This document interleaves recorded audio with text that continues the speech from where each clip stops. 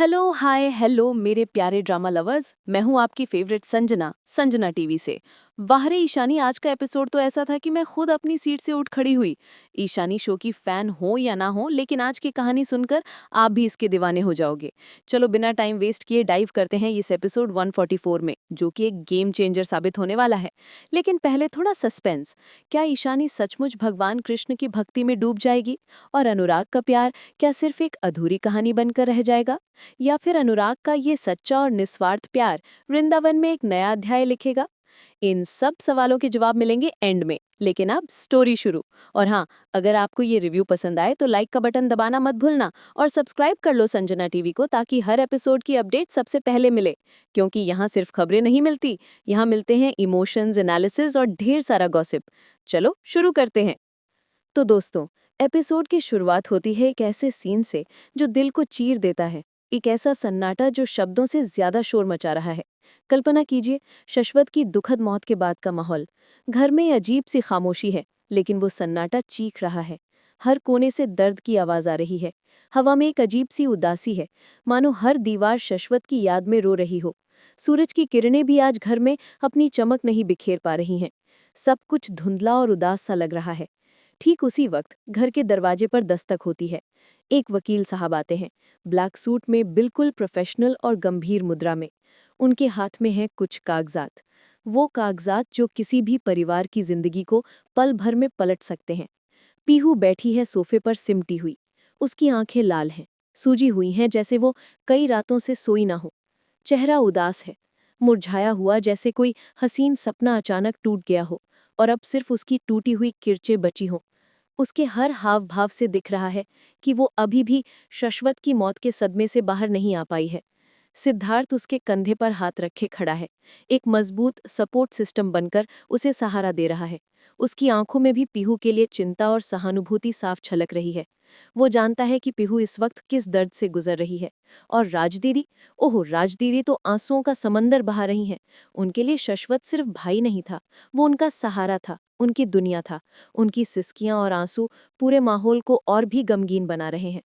वकील साहब अपनी ब्रीफकेस से कागजात निकालते हुए एक गंभीर स्वर में बोलते हैं, पीहू जी, शश्वत जी ने हॉस्पिटल से डिस्चार्ज होने के ठीक बाद अपनी वसीयत में कुछ बदलाव किए थे।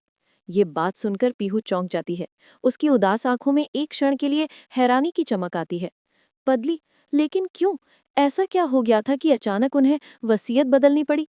पीहू की आवाज में अब भी दुख है, लेकिन सवाल की एक तीखी धार भी है। उसे समझ नहीं आ रहा कि ये सब क्यों और कैसे हुआ। वकील आगे बताते हैं, उन्होंने विशेष रूप से यश के बारे में पूछा था। यश का नाम सुनते ही पीहू का चेहरा कड़क हो जाता है। उसकी आंखों में गुस्सा और नाराजगी साफ छलकती है। यश? वो शश्वत का बेटा ही नहीं है। और हाँ, राज दीदी, यश को फ्यूनरल पर ना आने का कोई बहाना होगा, लेकिन मैं उसे कभी माफ नहीं करूंगी। उसने हमारे परिवार को इस मुश्किल घड़ी में अकेला छोड़ दिया। पीहू का गुस्सा जायज है। आखिर परिवार का एक सदस्य का ना होना, वो भी ऐसे वक्त में, किसी को भी बुरा लगेगा। दोस्तों यहाँ पर रुकिए ना। ये पीहू का गुस्सा देखकर तो मुझे अनुपमा का वो सीन याद आ गया, जहाँ अनुपमा अपने परिवार के लिए, अपने बच्चों के लिए किसी भी हद तक लड़ने को तैयार हो जाती है। लेकिन पीहू तो हमेशा से सॉफ्ट रही है, शांत स्वभाव की, हर किसी के साथ प्यार से पेश आने वाली। लेकिन आज आज वो गुस्से में बिल्कुल शेरनी लग रही है। शश्वत की मौत और यश की गैर मौजूदगी ने उसे अंदर तक झकझोर दिया है, और अब वो किसी भी अन्याय को बर्दाश्त करने को तैयार नहीं है। सिद्धार्थ बीच में आता है, अपनी शांत और समझदार आवाज में माहौल को थोड़ा संभालने की कोशिश करता है। वकील साहब, कृपया वसीयत के बारे में बताइए। परिवार इस वक्त बहुत परेशान है, लेकिन उन्हें सच जानने का हक है। सिद्धार्थ की बात में दम है और वकील साहब उनकी बात मान लेते हैं।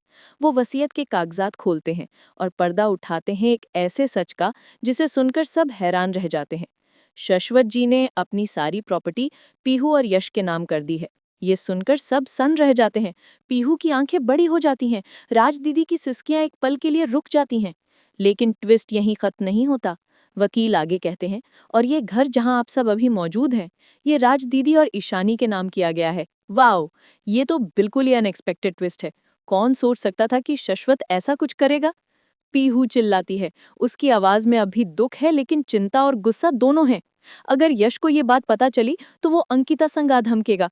वो इस प्रॉपर्टी के पीछे भाग कर आएगा, मुझे पता है। लेकिन तभी सीढ़ियों से उतरकर आती है हमारी ईशानी, सादे साड़ी में। उसका चेहरा शांत है, बिल्कुल किसी योगी की तरह, लेकिन उसकी आंखों में एक अजीब सा तूफान है, एक ऐसी दृढ़ता है जो पहले कभी नहीं देखी गई थी। उसकी चाल में भी एक नया आत्मविश्वास है, एक नया संकल्प है। वो सबकी तरफ एक शांत और गंभीर दृष्टि से देखती है और फिर बिना किसी हिचकिचाहट के दृढ़ता से कहती है, मैं कुछ नहीं लूंगी। ये सुनकर सब हैरान रह जाते हैं। पीहू अपनी कुर्सी से खड़ी हो जाती है। क्या? ये क्या कह रही हो ईशानी दी? तुम ऐसा कैसे कह सकती हो? पीहू को यकीन नहीं हो रहा कि ईशानी करोड़ों की प्रॉपर्टी ठुकरा रही है। अब सुनिए दोस्तों ईशानी का वो डायलॉग जो पूरे एपिसोड का हाईलाइट बन जाता है। पीहू, मैंने अपनी मंजिल पा ली है, मैंने अपनी राह चुन ली है। मैं वृंदावन जा रही हूँ भगवान कृष्ण की भक्ति में डूबने। उसकी आवाज में अब कोई दुख नहीं, कोई अफसोस नहीं, बस एक दिव्य शांति है।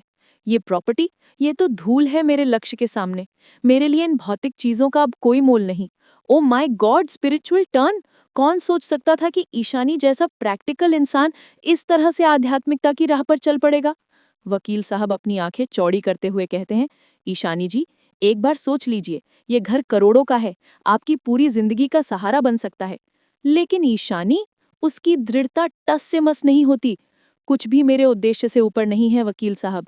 मेरा उद्देश्य अब सिर्फ भगवान कृष्ण की सेवा है, उनकी भक्ति में लीन होना। मेरे लिए अब ये सबसे बड़ी दौलत है। राज दीदी, जो अब तक रो रही थी, ईशानी की ये बातें सुनकर और भी जोर से रोने लगती हैं। वो दौड़कर ईशानी के गले लग जाती हैं। ईशानी मत जाओ बेटा, मैं अकेले रह जाऊंगी, मेरा सहारा कौन बनेगा? राज दीदी की आवाज में एक माँ का दर्द है, एक माँ की बेबसी है जो अपनी बेटी को खुद से दूर जाते हुए नहीं देखना चाहती। ईशानी मुस्कुराती है, लेकिन उसकी आंखों में नमी है। वो भी राज दीदी के दर्द को महसूस कर रही है। राज दीदी, अकेले रहना सीखिए, अपनी जिंदगी का लक्ष्य ढूंढिए, अपनी खुशियां खुद में तलाशिए। ईशानी की बातें राज दीदी को एक नया सबक सिखा रही हैं। वकील साहब, ये घर सिर्फ राज दीदी के नाम ट्रांसफर कर दीजिए, उन्हें इसकी ज्यादा जरूरत है। ईशानी का ये त्याग देखकर सब दंग रह जाते हैं। ये हक का सीन दोस्तों, ये दिल छू गया। राज दीदी जो हमेशा ईशानी को गलत समझती आई थी, उस पर ताने मारती थी, आज उसकी महानता देखकर अपनी गलती महसूस करती हैं। वो ईशानी के गले में फुसफुसाते हुए कहती हैं, मुझे माफ कर देना ईशानी, मैंने तुम्हें पास्ट में बहुत गलत समझा। तुमने हमेशा दूसरों के लिए सोचा और मैं। ईशानी हंसती है, उसकी आंखों में अब खुशी के आंसू हैं। कोई बात नहीं दीदी, अब सब ठीक है, पुरानी बातों को भूल जाइए। लेकिन दोस्तों ये ईशानी का डिसीजन, ये तो पिछले 111 एपिसोड्स का क्लाइमैक्स है। याद है ना, जब शश्वत बीमार था, ईशानी कैसे नाइट ड्यूटी करती थी, उसकी दिन रात की सेवा, वो केयर, वो प्यार, सब क्या व्यर्थ था? नहीं दोस्तों, ये ईशानी का रिन्यूअल है, ये उसकी स्पिरिचुअल जर्नी की शुरुआत है। उसने दर्द, धोखे और रिश्तों की उलझनों से सबक सीखा है और अब उसने खुद को एक नई दिशा दी है। सिद्धार्थ पूछता है, वृंदावन में कहाँ रुकोगी ईशानी? ईशानी आत्मविश्वास से कहती है, आश्रम तो बहुत है, जगह मिल जाएगी, कीर्तन गाकर गुजारा कर लूंगी। मैं आत्मनिर्भर हूँ, मुझे किसी सहारे की जरूरत नहीं। पीहू उसकी आंखों में आंसू लिए पूछती है, वापस कभी नहीं आओगी ईशानी दी?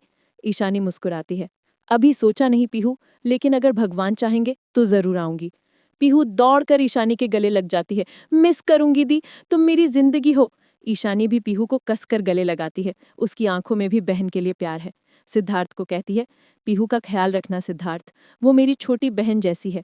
फिर पेपर साइन होते हैं, ईशानी अपनी हिस्सेदारी राज दीदी के नाम कर देती है, सब कुछ हो जाता है। लेकिन फिर आता है एक छोटा सा और ट्विस्ट। पीहू ईशानी से पूछती है, तुम अनुराग से मिलोगी ना ईशानी दी? ईशानी का चेहरा एक पल के लिए कांप जाता है, उसकी आंखें थोड़ी नम हो जाती हैं। नहीं पीहू, अगर मैं उससे मिली तो मैं कमजोर पड़ जाऊंगी, मुझे अपने लक्ष्य से भटकना नहीं है। ईशानी जानती है कि अनुराग से मिलना उसके संकल्प को तोड़ सकता है। टैक्सी बाहर इंतजार कर रही है, विदाई का पल आ गया है। दोस्तों ये सीन तो ये रिश्ता क्या कहलाता है जैसा इमोशनल था। लेकिन ईशानी बाहर निकलती है और तभी, अनुराग, ईशानी, तुम कहाँ जा रही हो? उसकी आवाज में बेचैनी है, घबराहट है। ईशानी उसकी तरफ देखती है, उसकी आंखों में एक क्षण के लिए प्यार उमड़ता है, लेकिन वो खुद को संभाल लेती है। वृंदावन अनुराग, मरते दम तक अब मैं वहीं रहूंगी। अनुराग उसकी बात सुनकर दंग रह जाता है। नहीं, ऐसा नहीं हो सकता, मुझे भी ले चलो, मैं तुम्हें अकेला नहीं छोड़ सकता। वाह, अनुराग का प्यार! मैं कहीं भी रह लूंगा अगर तू हो ईशानी, तेरी खुशी में ही मेरी खुशी है। ईशानी उसे समझाती है, अनुराग, आश्रम में पुरुष नहीं रह सकते, ये मेरा निजी सफर है। लेकिन अनुराग हार मानने वाला नहीं है। मैंने माँ के लिए हेल्पर हायर कर ली है ईशानी, अब वो उनका ख्याल रखेगी। मैं बस तुम्हारे साथ रहना चाहता हूँ। पीहू और राज दीदी जो ये सब देख रही थी, ईशानी से कहती हैं, हाँ ईशानी, ले जा इसे, ये भी तेरे साथ खुश रहेगा। ईशानी एक पल के लिए सोचती है, फिर टैक्सी में बैठ जाती है। उसने दरवाजा खुला छोड़ दिया है। अनुराग एक पल भी नहीं गवाता, वो दौड़कर टैक्सी के अंदर बैठ जाता है। दोनों की आंखें मिलती हैं, एक छोटी सी मुस्कान आती है और टैक्सी वृंदावन की ओर निकल पड़ती है। एंड दोस्तों, ये एंडिंग, मैं तो चिल्लाई, अरे यार ये क्या हो गया। मैंने कभी नहीं सोचा था कि ईशानी ऐसा कुछ करेगी। उसका स्पिरिचुअल मोड, शॉकिंग, बिल्कुल ही अनएक्सपेक्टेड। लेकिन सोचो, वृंदावन संग रोड ट्रिप, वृंदावन तक रोमांस का नया चैप्टर या भक्ति। चलो दोस्तों, अब हम अपने शो के हर कैरेक्टर को डीप डाइव करते हैं, उनकी बैक स्टोरी को समझते हैं, क्योंकि बिना उनके बैकग्राउंड को जाने हम उनके आज के एक्शन को पूरी तरह से नहीं समझ पाएंगे। पहले बात करते हैं पीहू की, हमारे शो की सबसे क्यूट और मासूम कैरेक्टर, शश्वत की बीवी, लेकिन अब दुखद रूप से अब बात करते हैं यश की, हमारे शो का मिस्ट्री मैन। पीहू कहती है वो शश्वत का बेटा ही नहीं। ये बात सुनकर तो हम सब चौंक गए थे। तो फिर यश कौन है? क्या शश्वत का कोई और राज है जो अभी तक सामने नहीं आया? नेक्स्ट एपिसोड में हमें यश के बारे में और जानने को मिलेगा। शश्वत की वसीयत में उसका नाम क्यों है? क्या इसके पीछे कोई गहरी साजिश है? ये सब हमें आने वाले एपिसोड्स में पता चलेगा। यश का किरदार हमें ये सोचने पर मजबूर करता है कि हर कहानी में एक छिपा हुआ पहलू होता है और कभी-कभी जो दिखता है वो होता नहीं। उसकी मिस्ट्री हमें शो से बांधे रखती है और अगले एपिसोड का इंतजार करवाती है। शश्वत RIP, लेकिन उनकी मौत के बाद भी वो ड्रामा का केंद्र बने हुए हैं। उनकी वसीयत ने तो एक नया तूफान खड़ा कर दिया है। याद है 14 अक्टूबर का एपिसोड, जब पीहू की शादी सिद्धार्थ संग फिक्स हो गई थी? सब खुश थे, लेकिन तभी शश्वत की एंट्री हुई और पूरा ड्रामा शुरू हो गया। शश्वत का कैरेक्टर हमेशा से कॉम्प्लेक्स रहा है। उसमें ग्रे शेड्स थे, वो कभी अच्छे थे कभी बुरे, लेकिन अंत में उन्होंने कुछ ऐसा किया जिससे सब हैरान रह गए। शश्वत का किरदार हमें दिखाता है कि जिंदगी कितनी अनप्रिडिक्टेबल हो सकती है और एक इंसान में कई तरह के रंग हो सकते हैं। उसकी वसीयत ने हमें ये भी सिखाया कि मौत के बाद भी लोग हमारी जिंदगी में कितना असर डाल सकते हैं। और हमारी ईशानी की जर्नी, ओह माय गॉड, उसकी जर्नी तो किसी बॉलीवुड फिल्म से कम नहीं है। चलो एपिसोड 1 से रीकैप करते हैं उसकी पूरी कहानी। शुरुआत में ईशानी अनुराग से प्यार करती थी, लेकिन फैमिली प्रॉब्लम्स, गलत फहमियाँ और समाज के दबाव ने उन्हें अलग कर दिया। उनके बीच ब्रेकअप हुआ, फिर रियूनियन, फिर धोखे, फिर से जुदाई। उसकी जिंदगी में लगातार उतार चढ़ाव आते रहे हैं। 10 सितंबर का एपिसोड याद है, जब ईशानी को अब्यूज़ का सामना करना पड़ा था? उसकी नेबर ने उसकी मदद की थी और उसने उस मुश्किल वक्त का सामना किया था। वो हमेशा से एक स्ट्रॉन्ग वुमन रही है। और आज स्पिरिचुअल, उसने अपनी जिंदगी को एक नया अर्थ दिया है, एक नई दिशा दी है। क्या वो किसी रियल लाइफ साध्वी, प्रज्ञा या किसी और से इंस्पायर्ड है? ये तो सिर्फ ईशानी ही बता सकती है, लेकिन उसका ये फैसला हम सबको सोचने पर मजबूर कर देता है। ईशानी का किरदार हमें सिखाता है कि जिंदगी में चाहे कितनी भी मुश्किलें आएं, हमें कभी हार नहीं माननी चाहिए। उसकी जर्नी हमें ये भी दिखाती है कि हर इंसान को अपनी खुशी और शांति के लिए अपना रास्ता खुद ढूंढना पड़ता है। ईशानी का स्पिरिचुअल टर्न हमें आध्यात्मिकता की शक्ति और आत्मखोज के महत्व को समझाता है। उसका ये फैसला बताता है कि भौतिक चीज़ें अस्थायी होती हैं, जबकि आंतरिक शांति ही वास्तविक धन है। संजना टीवी पर हमने ईशानी के हर मोड़ को करीब से देखा है और हर बार उसने हमें हैरान किया है। अब आते हैं अनुराग पर, हमारा लव बॉय। वो हमेशा से ईशानी को प्यार करता रहा है, उसके लिए कुछ भी कर सकता है। माँ के लिए हेल्पर हायर कर ली है, ये दिखाता है कि वो कितना डेडिकेटेड है, कितना कमिटेड है अपने प्यार के लिए। उसे ईशानी के साथ वृंदावन जाना था, चाहे कुछ भी हो जाए। लेकिन राधिका, 25 अक्टूबर को उसका ब्रेकअप हो गया था। तुम ईशानी को लव करते हो, राधिका ने ये कहकर अनुराग का दिल तोड़ दिया था। अनुराग के लिए ये एक हार्ट ब्रेक था, क्योंकि वो राधिका को भी प्यार करता था, या कम से कम करने की कोशिश कर रहा था। लेकिन उसका सच्चा प्यार हमेशा से ईशानी ही रही है। अनुराग का किरदार हमें सिखाता है कि सच्चा प्यार कभी खत्म नहीं होता, चाहे कितनी भी मुश्किलें आएं। उसका समर्पण और निष्ठा वाकई काबिले तारीफ है। वो हमें ये भी दिखाता है कि प्यार में कभी कभी हमें बड़े फैसले लेने पड़ते हैं और अपने प्यार के लिए किसी भी हद तक जाना पड़ता है। संजना टीवी पर हमने अनुराग के प्यार की गहराई को करीब से महसूस किया है और आज भी वो हमें अपने प्यार से हैरान कर रहा है। क्या उसका प्यार ईशानी को वापस ला पाएगा? या वृंदावन में उनका रिश्ता एक नया रूप लेगा? ये तो वक्त ही बताएगा। लेकिन एक बात तो तय है, ये सफर बहुत ही रोमांचक होने वाला है। संजना टीवी पर हम ऐसे ही रोमांचक सफर के साक्षी बनते रहेंगे और आपको हर अपडेट देते रहेंगे।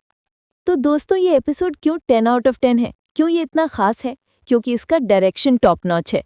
हर सीन को इतनी बारीकी से फिल्माया गया है कि आप खुद को कहानी का हिस्सा महसूस करते हैं। सीन ट्रांजिशन बिल्कुल स्मूथ है। एक सीन से दूसरे सीन में कब आ जाता है पता ही नहीं चलता।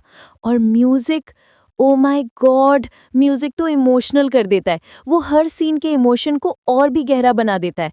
अगर हम इसकी तुलना दूसरे शोज से करें तो मुझे कबूल है याद आता है, जहां प्यार एक स्पिरिचुअल टर्न लेता है। उस शो में भी प्यार और भक्ति के बीच एक अनोखा रिश्ता दिखाया गया था। या ये रिश्ता क्या कहलाता है का विदाई सीन।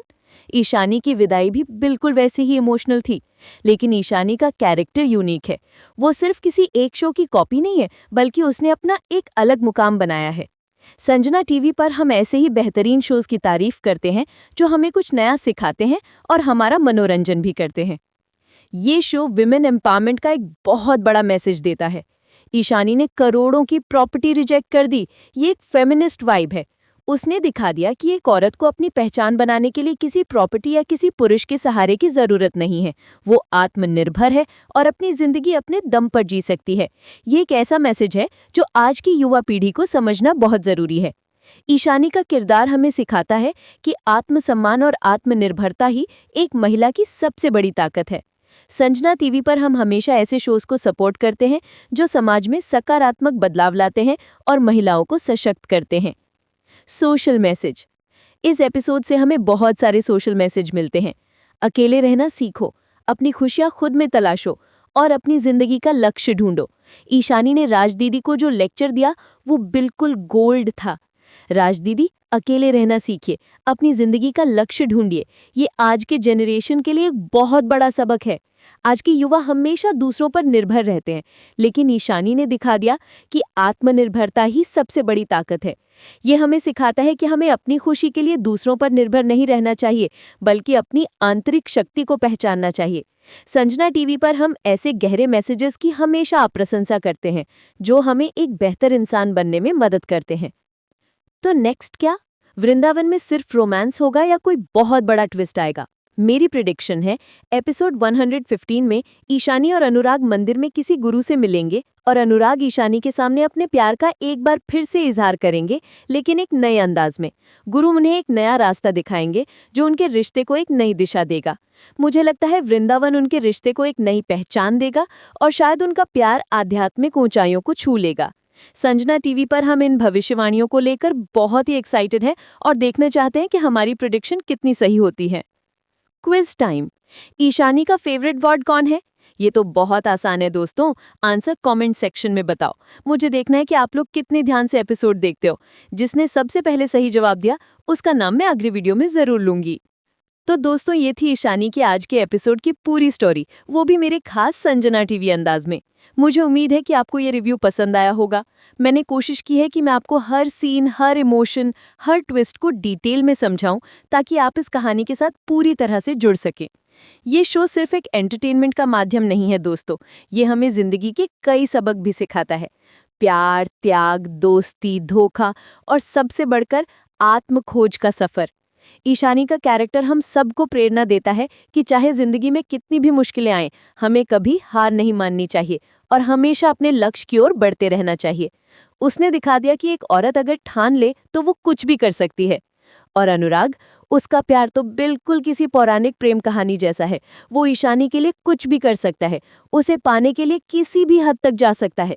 क्या वृंदावन में उनका प्यार एक नई ऊंचाई को छुएगा या फिर भक्ति का मार्ग उन्हें अलग कर देगा? ये तो वक्त ही बताएगा। लेकिन एक बात तो तय है, ये सफर बहुत ही रोमांचक होने वाला है। संजना टीवी पर हम ऐसे ही रोमांचक सफर के साक्षी बनते रहेंगे और आपको हर अपडेट देते रहेंगे। तो दोस्तों, अगर आपको ये रिव्यू पसंद आया, अगर आपको मेरी मेहनत अच्छी लगी, तो प्लीज लाइक का बटन दबाना मत भूलना। आपका एक लाइक मुझे और मोटिवेट करता है कि मैं ऐसे ही मजेदार वीडियोस आपके लिए लाती रहूं। अपने दोस्तों और फैमिली के साथ इस वीडियो को शेयर करो ताकि सब संजना टीवी की इस फैमिली का हिस्सा बन सके। और हाँ, अगर आप इस चैनल पर नए हो तो सब्सक्राइब कर लो संजना टीवी को और बेल आइकन को भी दबा देना ताकि जब भी मैं कोई नया वीडियो अपलोड करूं तो आपको सबसे पहले नोटिफिकेशन मिले, क्योंकि यहाँ सिर्फ खबरें नहीं मिलती, यहाँ मिलते हैं इमोशंस, एनालिसिस, ढेर सारे गॉसिप और आपके फेवरेट शोज की पूरी जानकारी। नेक्स्ट वीडियो में मैं लेकर आऊंगी 29 अक्टूबर की एपिसोड की पूरी कहानी, वो भी पूरे ड्रामा और इमोशंस के साथ। तो इंतजार करना और मेरे साथ बने रहना संजना टीवी पर। मिलते हैं नेक्स्ट वीडियो में, तब तक के लिए अपना ख्याल रखना और हंसते रहना, मुस्कुराते रहना और हाँ, ड्रामा को एंजॉय करते रहना। Bye bye.